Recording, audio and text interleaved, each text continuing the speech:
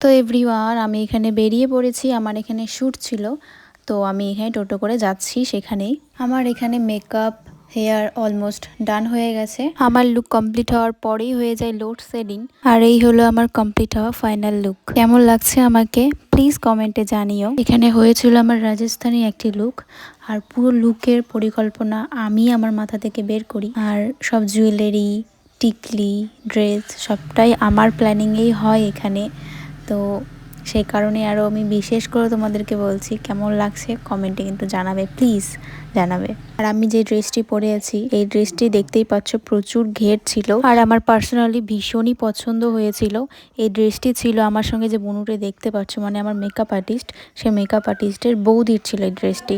এই ড্রেসটি এখানকার না, দিল্লি থেকে আনা হয়েছিল, আর খুবই সুন্দর ছিল ড্রেসটি। তারপর আমরা শ্যুট টুট কমপ্লিট করে আমি আর মেকআপ আর্টিস্ট মানে বোন দুজনেই চলে আসি বাড়ির উদ্দেশ্যে। তো তোমরা ঝটপট লাইক, কমেন্ট, শেয়ার করো, আর আমরা বাড়ি যাই। চলো টাটা, দেখা হচ্ছে পরের ভিডিওতে।